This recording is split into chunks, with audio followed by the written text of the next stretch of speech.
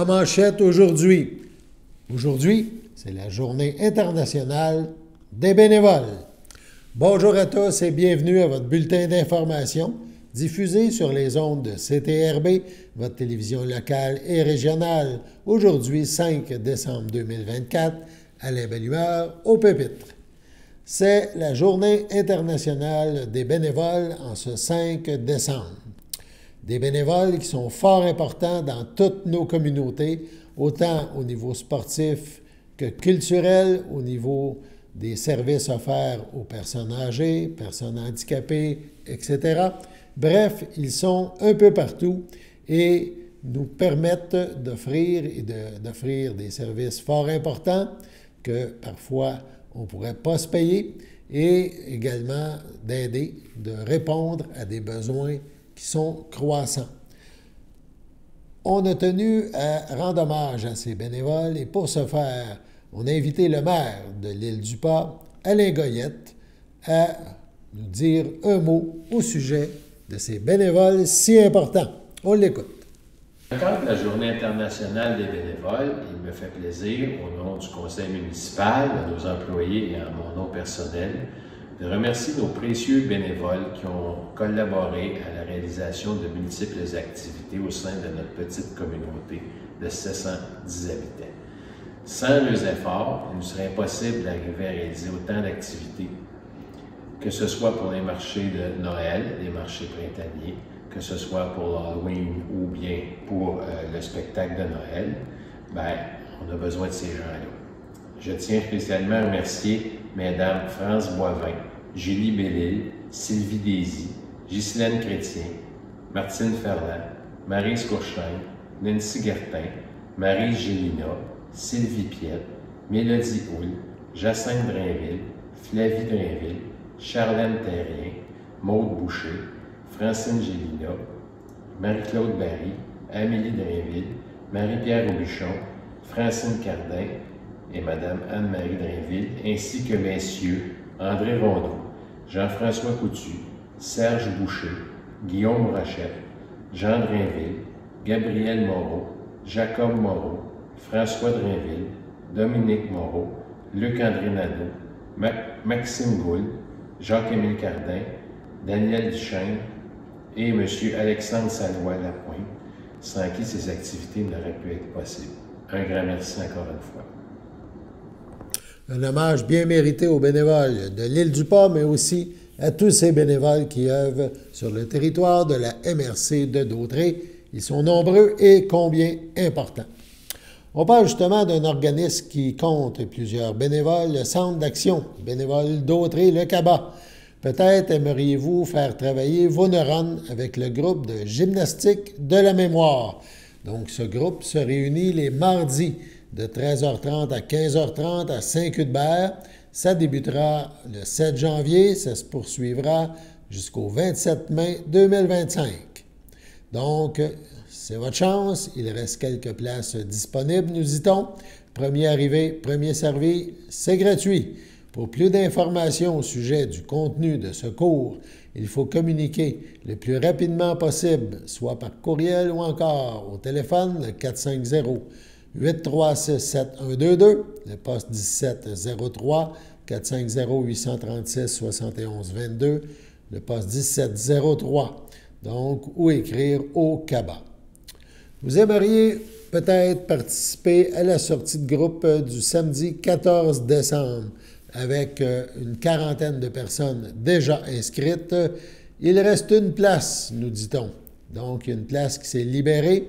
Sur ce, pour participer, il faut appeler Manon au CABA et profiter du forfait là, à 115 $ qui inclut le transport en autobus, la visite guidée du musée d'art de Joliette, le souper, donc dans un restaurant de Joliette, c'est à vos frais, et le théâtre musical et humoristique, donc le théâtre qui rend hommage à Yvon Deschamps. Yvon Deschamps raconte La Chope. Donc, c'est un rendez-vous. Départ du CABA, samedi 14 décembre, 13h30. Halte passager à Lanoret à 13h45. Donc, il reste une place, on appelle au CABA pour embarquer, c'est le cas de le dire, dans l'autobus. Vous aimeriez profiter de la sortie du samedi 24 mai prochain. C'est peut-être loin, mais il faut réserver maintenant. Donc, et même si la date d'inscription est passée, il reste quelques places. Donc, c'est le temps ou jamais de voir des artistes, conférenciers très touchants dans le cadre du 30e anniversaire des 30 ans, donc, de la victoire de l'amour. C'est au Centre Vidéotron de Québec, avec temps libre et souper aux frais des participants dans le Vieux-Québec. Il reste, nous dit-on, 3 places disponibles. Vous aimez rendre service dans un tout auteur d'idées, aider les gens à retrouver le sourire, jaser autour d'un café ou au téléphone. C'est le temps de vous mettre en action auprès des gens qui sont seuls durant le temps des fêtes ou un peu tout le temps. Qui sait, une petite visite d'amitié ou un simple téléphone peut prendre des nouvelles qui changera peut-être leur vie. Joignez-vous donc à l'équipe de bénévoles du Centre d'action bénévole d'Autrey, le CABA, pour les visites d'amitié et les téléphones d'amitié. Donnez un peu de temps dans votre semaine, ce n'est pas sorcier, surtout que quelqu'un vous le rendra sûrement au centuple. Donc, le Centre d'action bénévole d'Autrey, un bel exemple justement de bénévolat dans notre communauté. Autre sujet maintenant, la municipalité de Sainte-Élisabeth a déposé en séance du Conseil le 4 décembre dernier le rapport d'audit de performance de la Commission municipale du Québec. Ce rapport fait suite à la demande d'accompagnement du Conseil municipal en juin 2023 dans le contexte du déficit au 31 décembre 2022. Ce rapport de performance sur la gestion des dépenses et la reddition de comptes concerne la période de janvier à décembre 2023. Avec l'arrivée en place d'une nouvelle direction générale à la municipalité en janvier 2023, plusieurs méthodes de travail antérieures sur le contrôle et le suivi budgétaire avaient déjà été identifiées comme problématiques. La mise en place de ces premiers correctifs est exécutée progressivement. En effet, changer une culture organisationnelle, impliquer de nombreux individus avec chacun leur réticence naturelle au changement, c'est pas rien. De plus, la municipalité s'est appuyée dans ces changements auprès de tierces parties des éléments tels que l'auditeur externe, la commission municipale et la direction régionale des affaires municipales et de l'habitation, pour ne nommer que ceux-ci. La nouvelle direction générale n'ayant pas été embauchée spécifiquement pour effectuer ces changements, mais ayant toute la formation et l'expertise et l'expérience requises pour avoir orchestré plusieurs changements organisationnels précédemment, est en place. La première priorité de cette direction régionale confiée par le conseil municipal était d'agir pour résorber le déficit et ainsi éviter toute taxation supplémentaire aux contribuables. Cela a été confirmé par l'absence de taxation supplémentaire en 2023 ainsi qu'un gel du compte de taxes en 2024. En ce qui a trait à l'inscription de dépenses sans crédit préalable identifiées par la commission municipale, c'est dans le contexte du redressement financier qu'un rapprochement aux normes comptables municipales a été effectué. Cependant, certaines transactions ont été saisies dans des postes inactifs sans que les reclassements aient été effectués avant le passage à la commission municipale.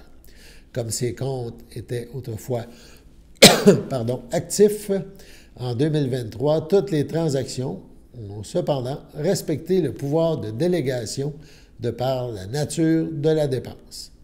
Le rapport de la commission municipale exprime plusieurs motifs expliquant l'incapacité du conseil municipal d'avoir vu le déficit à l'avance en 2022 et vise à prendre les mesures correctives en temps opportun. Certains correctifs ont été déployés en 2023, plusieurs autres en 2024 et les derniers ajustements requis seront effectués au cours des 6 prochains mois. À l'invitation de la Commission municipale du Québec, un plan d'action sera déposé dans les prochaines semaines afin de donner suite aux différentes recommandations émises. La municipalité de Sainte-Élisabeth entrevoit la prochaine année de façon constructive et optimiste. car de nombreuses lacunes identifiées par la Commission ont déjà été corrigées en 2024, nous dit-on, et l'ensemble des recommandations de la Commission municipale pourra être mis en place dans les 6 prochains mois. Sur ce, allons à la pause. Votre station de télévision de Berthierville vous invite cordialement à son bingo hebdomadaire télédiffusé tous les samedis matins dès 9h30. Depuis longtemps, les fans de CTRB se divisent le joyeux montant de 600 $ chaque semaine à cette joute de bingo. N'oublions pas non plus le super bingo mensuel d'une cagnotte de 2000 $ que vous pourriez vous partager chaque premier samedi du mois. Un moment de fébrilité qui pourrait devenir payant pour plusieurs d'entre vous. Pour vous procurer ces fameuses cartes de jeu, les dépositaires participants sont à Berthierville, le dépanneur Formule 1, la station-service Arnois sur le boulevard Gilles-Villeneuve, le marché IGA Extra Famille Mont-d'Or sur la rue Gabriel-Brissette, le marché Métro Boucher sur la rue Notre-Dame et la pharmacie Proxime sur la rue Frontenac. À Saint-Ignace de Loyola, le dépanneur Proxy sur la rue de la Traverse, la boucherie Aldo sur le rang Saint-Michel. C'est donc un rendez-vous hebdomadaire chaque samedi matin à 9h30 sur les ondes de CTRB, votre télévision locale et régionale, celle-ci toujours en haute définition. Toute l'équipe de CTRB vous remercie de votre fidélité et vous souhaite bonne chance.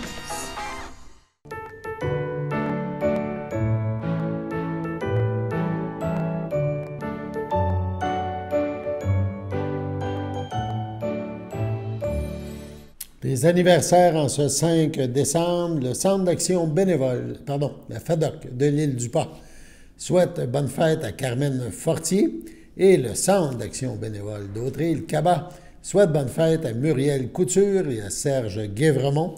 Donc, en ce 5 décembre, si c'est votre anniversaire aujourd'hui, chères téléspectatrices, téléspectateurs, eh bien, toute l'équipe de CTRB se joint à moi et vous souhaite un heureux anniversaire. On poursuit maintenant avec des informations municipales. On termine les faits saillants du conseil municipal tenu cette semaine à Lanoraie. Le premier sujet qui est abordé dans ce bulletin, c'est l'agrandissement de la réserve écologique. On regarde et on écoute un extrait. 11.7 Aires protégées et résolution d'appui. Considérant que le Québec a adhéré au nouveau cadre mondial de la biodiversité de Coming Montréal et s'est ainsi engagé à conserver 30 % des terres et des océans de la planète, cible 3 d'ici 2030, considérant qu'afin d'atteindre cette nouvelle cible, les municipalités et MRC sont appelées à jouer un rôle stratégique de premier plan en raison de leur expertise en matière d'aménagement du territoire, considérant que le gouvernement du Québec a annoncé le lancement d'un appel à projet auprès du grand public pour la création d'aires protégées en territoire public méridional, continental et marin, considérant qu'au terme de la loi sur la conservation du patrimoine naturel, une aire protégée est un espace géographique clairement défini, reconnu, consacré et géré par tout moyen efficace, juridique ou autre, afin d'assurer à long terme la conservation de la nature ainsi que les services écosystémiques et les valeurs culturelles qui lui sont associées. Considérant que des phases d'analyse et de concertation régionales seront portées par le gouvernement et permettront de rassembler toute l'information nécessaire à une prise de position éclairée quant aux territoires à protéger, en priorité dans la région, considérant que la priorisation des territoires à protéger prendra en compte la vision des parties prenantes régionales. En conséquence, appuyé résolu que la municipalité de Lanoraie appuie l'analyse par le gouvernement du Québec de la proposition d'aire protégée PR-1659-307 et la soumettre à un exercice de concertation régionale. Si je ne me trompe pas, on a la réserve écologique qui est le plus haut degré de protection. À Lanoraie, il y a la réserve écologique qui est à peu près 4,5 km². Vous la retrouvez lorsque vous allez à Saint-Thomas par le chemin Joliette. Elle est à gauche et à droite. Et si je ne me trompe pas, le gouvernement du Québec possède déjà des terres adjacentes, limitrophes, à la réserve écologique. Et l'idée, ce serait de les mettre à l'intérieur de la réserve écologique. Donc, d'aller chercher le plus haut degré de protection pour ces terres-là. Et ça viendrait, du coup, agrandir la réserve écologique d'autant. Ça va? Est-ce que j'ai un proposeur? Proposé par Mme Marie-Ève Mondor. Est-ce que j'ai un appuyeur? J'appuie. Appuyé par Mme Lynne Clermont. À ma gauche, ceux qui sont en faveur. D'accord. À ma droite, D'accord. c'est unanime. Lanoret se développe. Il a donc été aussi question de toponymie. On écoute.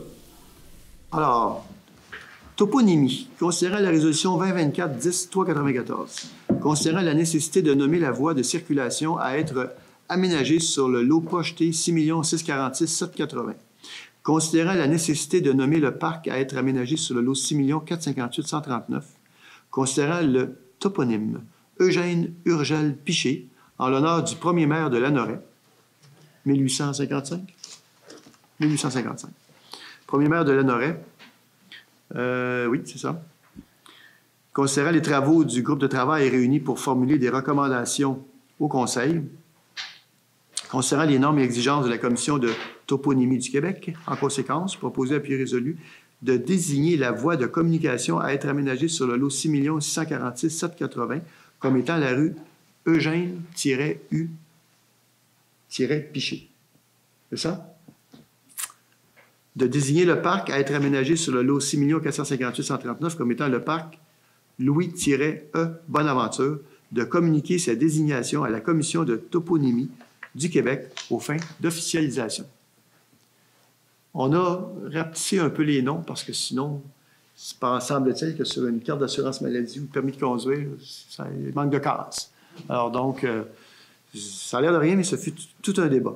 Enfin, mais on y est arrivé et la toponymie a accepté. Alors, c'est la bonne nouvelle. Pardon? Je suis certaine que c'est Mme Mondor qui va proposer. Qui propose? Je pense que c'est... Je vais proposer. Oui. Alors donc, Mme Lynne Clermont a fait la proposition appuyée par... Mme Mondor. Mme Mondor. À ma gauche, c'est que sont en faveur. D'accord. À ma droite. D'accord. Bien, je vous dis, ça a donné des débats assez intéressants parce que, effectivement, il y a des noms, des fois, qui sont un peu longs pour pouvoir remplir des documents.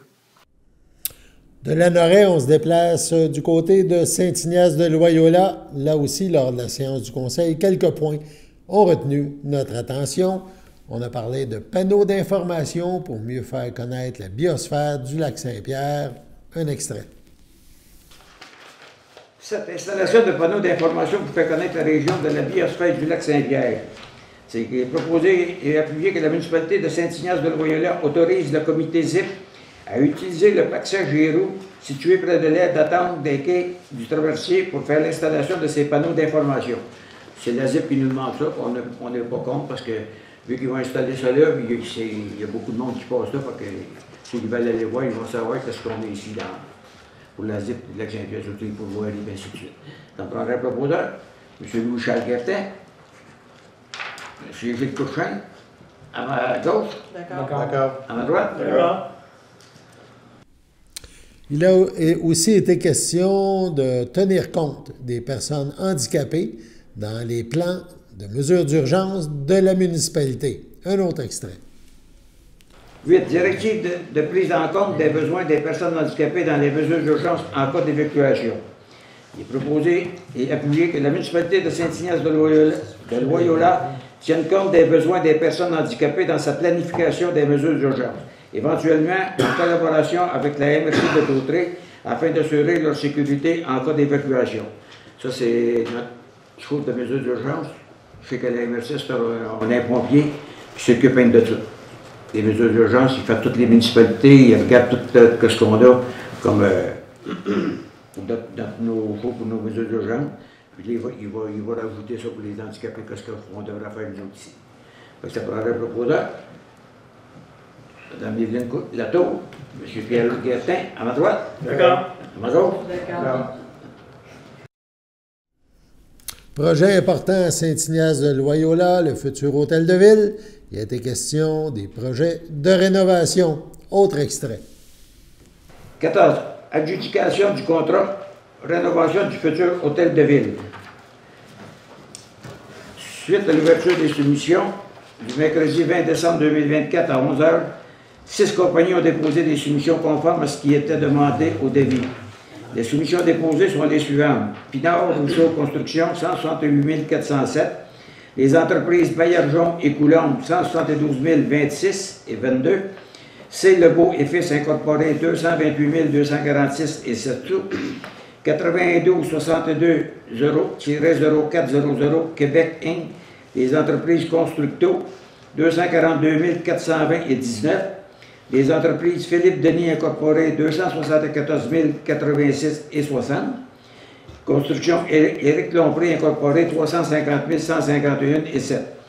Considérant que les 6 entrepreneurs ont déposé des substitutions conformes à ce qui était demandé au devis, considérant le plus bas soumissionnaire conforme étant la compagnie Pinard et Rousseau Construction au montant de 168 407 et 46 taxes incluses.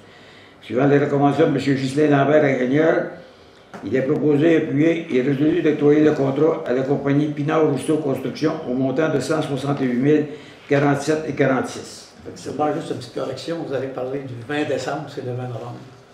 C'est vrai? Un peu. Non, non, vous l'avez dit verbalement, sur la l'ouverture des soumissions. Ben oui. Non, l'ouverture, ça fait le 20 novembre. Oui, c'est correct. Vous avez dit décembre. Ah, j'ai dit décembre, excusez-moi. Excusez-moi, ça me prend le proposeur. M. Pierre-Luc Guettet, M. Gilles Couchrin. À ma gauche? D'accord. À ma droite? D'accord. Un petit chose à monter, c'est 168 407 le montant. Mais dans l'inspecteur, c'était dit que la municipalité prenait en charge l'électricité, la climatisation, puis le chauffage, puis la fibre optique. Fait que ça, c'est un montant d'à peu près 95 000 de plus qu'il faut rajouter. Fait que ça va monter à peu près 275 000. On fait un chiffron, là. C'est ça, parce que c'était mis même dans toutes les soumissions. Ils savaient qu'il n'y avait pas besoin de l'électricité, la climatisation, puis le chauffage, puis ainsi la fibre, les contracteurs. Le contracteur, il va s'occuper que le job soit fait comme faut. Auprès de ces 3 contrats-là, de ces 3 choses-là. Puis c'est lui qui s'occupe de voir que tout se fasse conforme.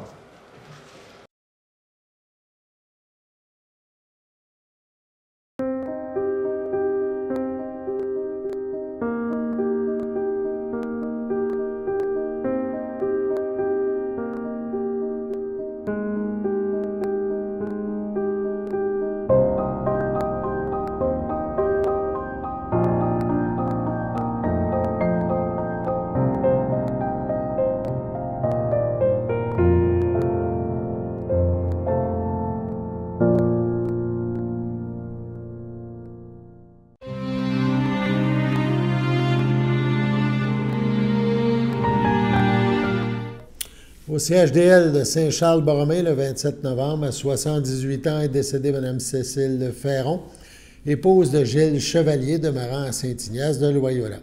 Elle laisse dans le deuil ses enfants, Nathalie Chevalier, Gilles Ducharme, Guy Chevalier, Suzy Tranche-Montagne.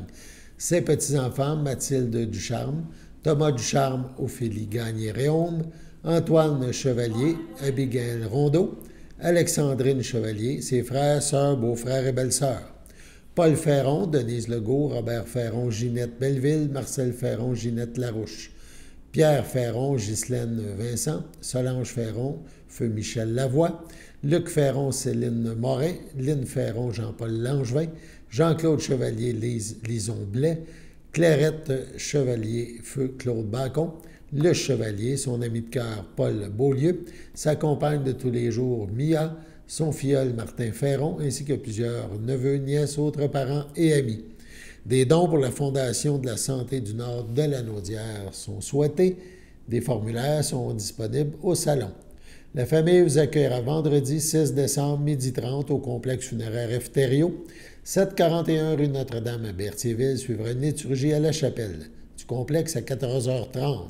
Les cendres de Mme Ferron seront déposées au Columbarium à Berthierville. À Lanoraie, le 9 novembre, à 41 ans, est décédé Olivier Barrette, fils de Gaston Barrette et de Carole Bocage, demeurant à Lanoraie. Il laisse dans le deuil, outre ses parents, son fils Ludovic et sa mère Sophie Gervais, son frère Frédéric, Joanie Laprade, son neveu Samuel Barrette, ses oncles, ses tantes, Léon Barrette, Ginette Gaboury, Gilles Bocage, Christiane Bocage, ainsi que plusieurs cousins, cousines, parents et amis. La famille vous accueillera samedi 7 décembre dès midi au complexe funéraire Thériault, rue Notre-Dame à Berthierville. Suivra un hommage directement au salon à 15h. Olivier Barrette sera inhumé au cimetière de Berthierville à une date ultérieure. au centre hospitalier de la Naudière. Le 14 novembre dernier, à l'âge de 62 ans, est décédée subitement Mme Élise Poulette. Née à Sainte-Élisabeth le 27 avril 62, elle était la fille de feu M. Fernand Poulette et de feu Mme Aurore. Alors, elle demeurait à Saint-Ignace de Loyola. Elle laisse dans le deuil son frère Michel Poulette, Nathalie Routier, ses sœurs, feu Hélène Poulette et Monique Poulette, Eddie Sainte-Croix, ainsi que sa nièce Geneviève Poulette, Joël Melançon. Ses neveux adorés, Félix et Alexis, sans oublier plusieurs parents et amis. En 1986, à 24 ans seulement, elle prit avec assurance la relève de l'entreprise familiale Les Produits de béton Casobon avec sa sœur Hélène. Épicurienne, Élise s'est également investie dans le milieu de la restauration ainsi que dans plusieurs causes. Club Optimiste, Club Richelieu, conseillère municipale à Sainte-Élisabeth, regroupement des chefs d'entreprise, Association des femmes d'affaires de la Naudière, sans oublier son implication à titre de membre de l'exécutif et présidente de Tubécon, ainsi que plusieurs organismes communautaires, notamment le groupe d'entraide En toute amitié. La famille tient à remercier ses collègues de travail et l'équipe d'intervenants. Veuillez compenser l'envoi de fleurs par des dons effectués au groupe d'entraide En toute amitié. À cet effet, vous pouvez joindre Julie Tétrault, 450-836-6966, le poste 2, spécifier qu'il s'agit du projet Dîner chaud, une des causes qui lui tenait vraiment à cœur et pour laquelle elle s'investissait depuis plusieurs années. La famille recevra les condoléances en présence des cendres aux résidences funéraires F. Thériault, rue Notre-Dame à Berthierville, le vendredi 13 décembre de 19h à 21h et le samedi 14 décembre de midi à 15h. Une liturgie de la parole sera célébrée au salon le même jour à 15h. L'inhumation des cendres de Mme Poulette se fera à une date ultérieure. Sur ce, passons à la météo.